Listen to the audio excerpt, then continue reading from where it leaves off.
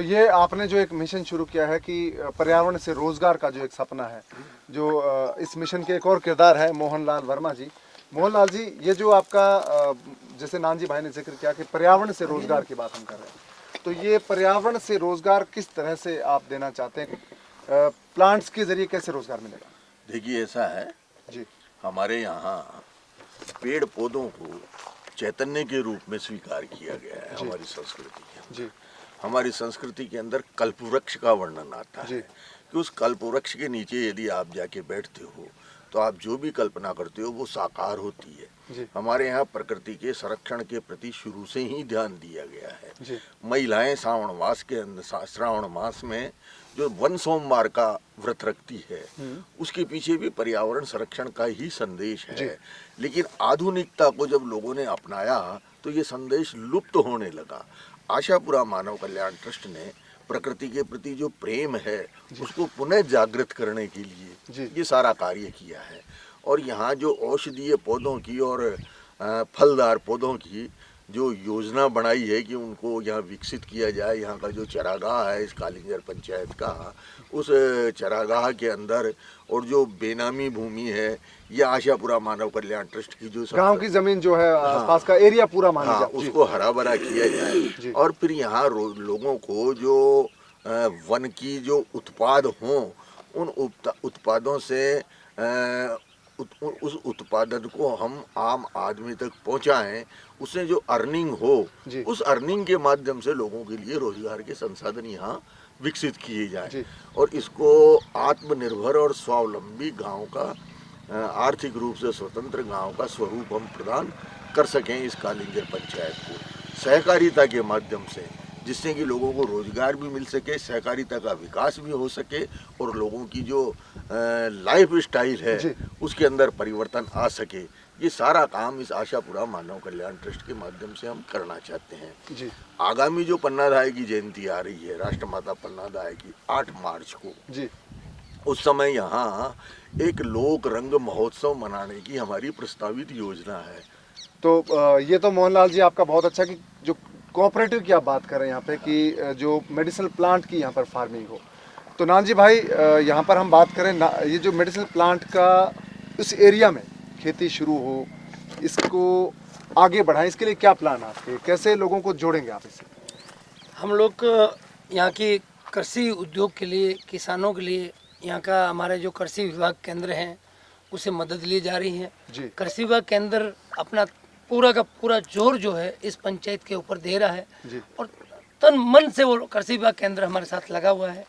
अब यहाँ के ग्रामीण जितने भी हमारे भाई हैं वो जो खेती करना चाहते हैं, जो बाहर उनका रोजगार नहीं है, नहीं जा सकते हैं, तो उस खेती के ऊपर क्या चीज़ उसमें बोएं, क्या चीज़ उसमें लगाएं, जिससे वो आज बाहर जाता है तो 500 रुपये 200 रुपये कमा लेता है, तो 12 महीने का समझ लो कि 12 महीना वो रहता है तो बाहर दोनों चौबीस करीबन 50-60 हज़ार रुपये साल का एक व्यक्ति को होता है। घर में अगर 5 व्यक्ति है तो 1.5 लाख रुपया कैसे मुनाफा करें 5 बीघा ज़मीन से या 2 बीघा ज़मीन से, उसके ऊपर हम लोग एक रिसर्च कर रहे हैं। हमारी रिसर्च चालू है तो उसको बताया जाएगा कि आपकी 2 बीघा ज़मीन है, 2 बीघा आपकी बंजर पड़ी है तो उससे आप खेती बना लो और 5 बीघा ज़मीन का एक खेत बना लो। 5 बीघा में आप सालाना 3 लाख रुपए इनकम कैसे हो, क्या चीज़ आप उसके अंदर लगाएं जिससे आपको रोजगार करने के लिए बाहर ना जाने पड़े। रही बात पानी की, पानी नहीं है तो पानी के लिए भी ये एक्चुअली पेड़ पौधा एक माध्यम है शासन प्रशासन को यहाँ पानी की व्यवस्था करने के लिए। शासन प्रशासन को यहाँ मूलभूत सुविधाएं, सारी मूलभूत सुविधाएं शासन प्रशासन इस पर्यावरण के माध्यम से यहाँ आ रहा है और हमारी किसानों की, हमारे गांव के लोगों की जितनी सुविधा, जितनी शासन प्रशासन से जो सुविधा मिल सकती है वो सारी सुविधाएं हम उनसे ले सकते हैं। मात्र पर्यावरण ही एक ऐसी शक्ति है कि उनके मन में यहाँ आने के बाद में एक कल्पना जागृत होती है कि मैं इस गांव के लिए कुछ करूं, क्योंकि मैं पद पे बैठा हूं। वो पद का इस्तेमाल करके हमारी पंचायत को अनमोल पंचायत, विकसित पंचायत बनाने में शासन प्रशासन भी मेरे साथ लगा हुआ है। तो बस खाली मेरे ग्रामीण लोग जो हैं वो मुझे बेटा मान ले, मुझे अपना पुत्र मान ले, पोता मान ले, भाई मान ले, भतीजा मान ले, क्या तो बहुत जल्दी से ये विकसित होगा। हाँ। तो ये जो आपकी मुहिम है, भारत यात्रा जो चल रही है, राष्ट्रमाता पन्नाधार निर्मल भारत यात्रा है, इससे जो दूसरे लोग हैं, जैसे उत्तर प्रदेश के लोग हैं, बिहार के लोग हैं, हरियाणा पंजाब के लोग हैं, राजस्थान के लोग हैं, दूसरे हिस्सों के, वो मध्य प्रदेश के लोग हैं, वो कैसे जुड़े, किस तरह से आपसे कांटेक्ट करें, कैसे आपसे जुड़े? देखो जो गुजर बिरादरी के लोग हैं जी मैं एक राष्ट्रीय धरोहर हूँ। जी मैं पैदा यहाँ जरूर हुआ हूँ, जी लेकिन आज 2008 से मैं पूरे भारत में हर एक गांव में मुझे जाने का उपहार मिला है। ऐसा होता है टिकट नहीं मिलता, मैं जनरल डिब्बे में ट्रेन में घुस जाता हूँ, चला जाता हूँ। जी। क्या 12 घंटे का रास्ता है तो वहाँ बाई रोड चला जाता हूँ। जी। जहाँ 40 घंटे का रास्ता है तो बाई प्लेन चला जाता हूँ। जी। जम्मू कश्मीर चला जाता हूँ। जहाँ भी संदेश आता है, मोहनलाल जी वर्मा जी ने बोल दिया कि दिल्ली आना है आपको, मैं चला जाता हूँ। तो मैं एक राष्ट्रीय धरोहर हूँ गुजर समाज की। जी तो समाज के लोग काफ़ी जुड़े हुए हैं और हम मानव समाज को जोड़ना चाहते हैं, क्योंकि मैं गुजर एक ऐसा संस्कृत शब्द है। गुजर मतलब गुजर एक ऐसा वातावरण है जी। जो पूरी दुनिया उसमें समाई हुई है। जी। ऐसा है गुजर शब्द। तो मैं हर एक व्यक्ति को यही कहना चाहता हूँ कि आप हमारे मेल आईडी है आशापुरा मानव कल्याण ट्रस्ट लिखे तो आपको हर चीज़ जो है प्राप्त हो गूगल पे जाएगी। मिल जाएगी, गूगल पे मिल जाएगी, नेट पे मिल जाएगी। आप मेरा पर्सनल नंबर भी आपको मिल जाएगा। मेरी ऑफिस का, गुजरात में मेरे कार्यालय है ऑफिस, वहाँ का नंबर मिल जाएगा। यहाँ राजस्थान कार्यालय का भी नंबर मिल जाएगा। सारी सुविधाएं मिल जाएगी।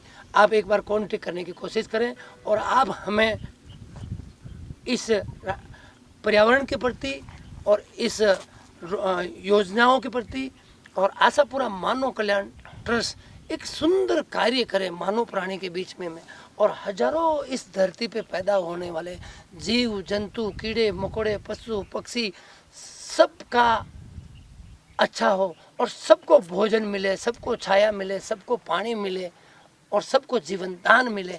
ये काम हम करना चाहते हैं आप लोग के सहयोग से, मानवता के विचारों से। जी जी। तो मोहन जी, आपका क्या कहना है इस पूरी यात्रा के बारे में, इस मिशन के बारे में? इस यात्रा के माध्यम से जी हम भारतवर्ष के हर प्रांत में जाके जी वहाँ के लोगों को पर्यावरण का संदेश देना चाहते हैं। जी यहाँ जो हम देवनारायण और राष्ट्रमाता पन्नाधाय के नाम से जो वनस्थली विकसित करना चाहते हैं, जी देवनारायण ने अपने लीला चरित्र के माध्यम से वनों को सुरक्षित रखने की बात कही है, वनों को संरक्षण प्रदान करने की बात कही है। देवनारायण के प्रत्येक मंदिर के अंदर नीम का वृक्ष होना आवश्यक है, अनिवार्य है। जी। अगर नीम का वृक्ष नहीं होता है तो वो देवनारायण मंदिर जीवित नहीं माना जाता है। जी। और नीम के अंदर औषधीय गुण विद्यमान है, इसको सब जानते हैं। जी।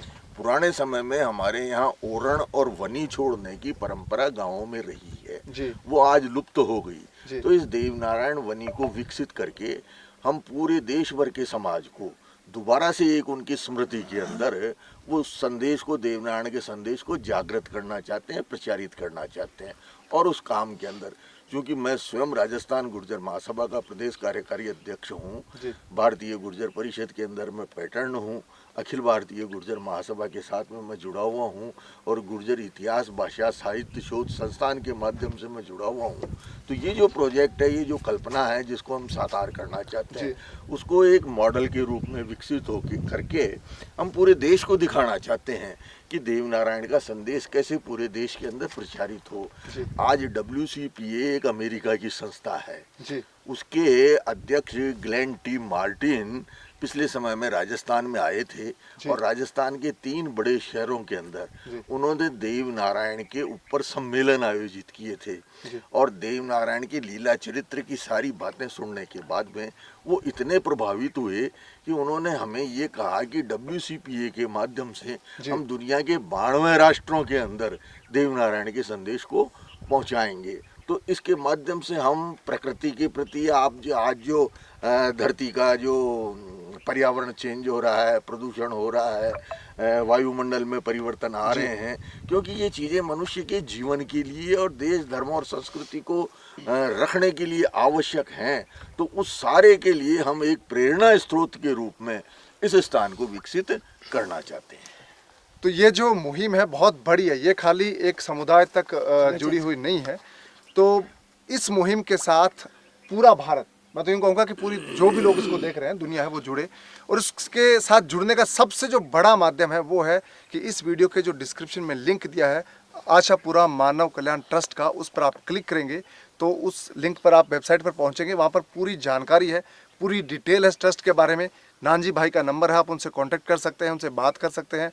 और साथ ही ये जो गंगा सागर गाँव है, कालिंजर ग्राम पंचायत, मेवाड़ का इलाका, राजसमंद से 25 किलोमीटर दूर है, नाथद्वारा से 25 किलोमीटर दूर है। आप यहाँ पर ज़रूर आइए, एक रात यहाँ आप बिताएंगे, सुबह जगेंगे और शाम यहाँ की देखेंगे तो आपका दिल खुश हो जाएगा। और यहाँ से जो पर्यावरण की शुरुआत हुई है, पेड़ पौधों का, यहाँ पर 3000 प्लांट आप लगा चुके हैं नानजी भाई। 15,000 लगा चुके हैं इस पूरे एरिया में। तो 15,000 प्लांट यहाँ पर लगा चुके हैं। और जब तक आप अगले सावन में यहाँ पर आएंगे या सर्दी के मौसम में भी आएंगे तो आपको काफ़ी बड़े यहाँ पर प्लांट दिखेंगे, पीले पीले फूल यहाँ पर खिल चुके हैं। और यहाँ पर जो हम बात कर रहे थे कि फ्रूट के ज़रिए या वन उपज के ज़रिए जो रोज़गार की बात कर रहे थे, वो आप उसका नमूना आपको दिखाता हूँ। तो ये वन उपज है, जैसे मेवाड़ में आपको बहुत ही बहुतायत में यहाँ पर सीताफल मिल जाता है। ये उपज है, ये यहाँ के लोगों को मिले, इसको बहुत बेहतर ढंग से साइंटिफिक तरीके से इसको उगाए, इसकी खेती करें और इससे ज़्यादा आय बढ़े। ये इस जो मिशन का मकसद है। आशापुरा मानव कल्याण ट्रस्ट है, वो ये चाहता है कि ये जो फलों की उपज है, औषधीय पौधे हैं, उनकी खेती ज़्यादा हो, लोगों तक वो पहुँचे। तो नानजी भाई, आपका ये जो मिशन है बहुत अच्छा है, वन उपज के ज़रिए लोगों की आय बढ़े और साथ ही औषधीय पौधे हैं वो आप मुहैया करवाएंगे लोगों को आने वाले वक्त में नर्सरी के ज़रिए। तो दूसरे जो हमारे लोग देख रहे हैं आपको, जैसे मेवाड़ से बाहर के लोग आपको देख रहे हैं, उनको क्या कहना चाहते हैं, उनको कैसे आप इस मुहिम के साथ जोड़ना चाहते हैं? हमारे इस कुंभलगढ़ क्षेत्रफल जी राजसमंद डिस्ट्रिक्ट मेवाड़ में जी हजारों करोड़ों टन कुदरती हमें सीता माता और राम की सेना यहाँ से जा रही थी क्या, तो जाते जाते हजारों सीता माताओं ने ये सीताफल के पौधे जो हमें दे दिया। आज करोड़ों टन सीताफल जो है हमारे कुंभलगढ़ क्षेत्रफल में होते हैं। हमारी जो आदिवासी किसान मजदूर बीपीएल परिवार के जो लोग हैं, इससे 50% जीवन जो है उनका सीताफल से और बोर से। और ये यहाँ पे हजारों तरह की कुदरती औषधिक आयुर्वेदिक जड़ी बूटियाँ हैं। तो यहाँ के लोग निकाल के ले जाकर वो जड़ी बूटियों को बेचते हैं, लेकिन उसकी कीमत उन्हें मालूम नहीं होती। वो दुकान वाला 100 रुपये किलो देता है तो 100 रुपये किलो लेके चले आते हैं। वो 10,000 किलो की जो चीज़ होती है वो एक दुकानदार सिर्फ 100 रुपये किलो इन आदिवासी को देता है जी। वो उसे 1000 रुपये किलो बेचता है। तो ये हमें इन लोगों तक ये सारी जो बातें हैं, जानकारी पहुंचाने के लिए मैं तैयार हुआ हूं संस्था के जरिए। और इनको 100 रुपये की जगह 1000 रुपये इनको मिले तो एक दिन में अगर 1 किलो भी जड़ी बूटी निकलती है तो इनको 1000 रुपये घर में आए। जो अपनी जमीन खाते की ज़मीन से निकल रही है या अपने एरिया की ज़मीन से निकल रही है वो अपनी होती है।